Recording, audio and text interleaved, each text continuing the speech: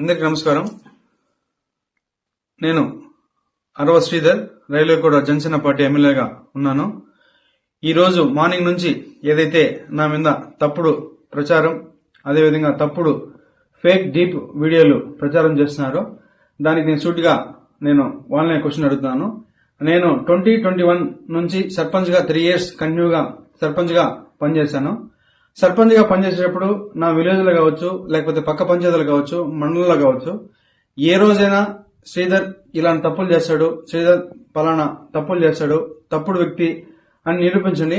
అదేవిధంగా ఈరోజు మా జనసేన పార్టీ అధ్యక్షులు శ్రీ గౌరవ ఉప ముఖ్యమంత్రి కళ్యాణ్ సార్ దగ్గర ఆయన అడుగుజాల్లో నడుస్తూ ఆయన పనితీరుపై దృష్టి పెట్టి ఆయన ఎట్లయితే ప్రజలకు సేవ చేస్తున్నాడో అంతటికన్నా కొంచెం ఆయన దాంట్లో 1% ప్రజలకు సేవ చేస్తూ నా రైల్వేగూడ నియోజకవర్గంలో నేను పని చేస్తుంటే నాపైనే ఈ విధంగా దుష్ప్రచారం స్టార్ట్ చేయడం జరిగింది. ఏదైతే నేను ఈ videos fake deep videos morning నుంచి ఫేక్ అని చెప్తున్నారో దానికి నేను సూటిగా మరొకసారి వాళ్ళని అడుగుతున్నాను. ఈ 1.5 year నుంచి నేను చేశా అంటున్నారు కదా, నేను లాస్ట్ 6 months నుంచి నన్ను ఇట్లే హరాస్మెంట్ చేస్తా ఉంటే మా అమ్మ వెళ్ళి పోయి పోలీస్ కంప్లైంట్ కూడా ఇచ్చింది. అందరికీ నమస్కారం. నేను అరవ శ్రీధర్, రైల్వేగూడ జనసేన పార్టీ ఎమ్మెల్యేగా ఉన్నాను. ఈరోజు మార్నింగ్ నుంచి ఏదైతే నా మీద తప్పుడు ప్రచారం, అదేవిధంగా తప్పుడు ఫేక్ డీప్ వీడియోలు ప్రచారం చేస్తున్నారో దానికి నేను సూటిగా వాళ్ళనే క్వశ్చన్ అడుగుతున్నాను.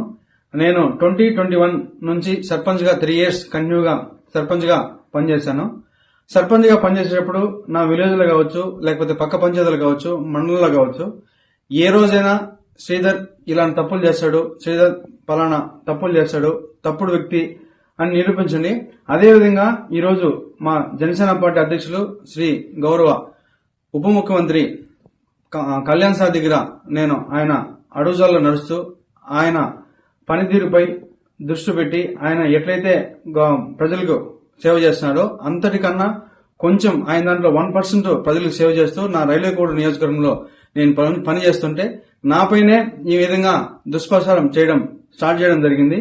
ఏదైతే నేను ఈ videos fake deep videos morning నుంచి ఫేక్ అని చెప్తున్నారో దానికి నేను సూటిగా మరొకసారి వాళ్ళని అడుగుతున్నాను. ఈ 1.5 year నుంచి నేను చేశా అంటున్నారు కదా, నేను లాస్ట్ 6 months నుంచి నన్ను ఇట్లే హరాస్మెంట్ చేస్తా ఉంటే మా అమ్మ వెళ్ళి పోయి పోలీస్ కంప్లైంట్ కూడా ఇచ్చింది.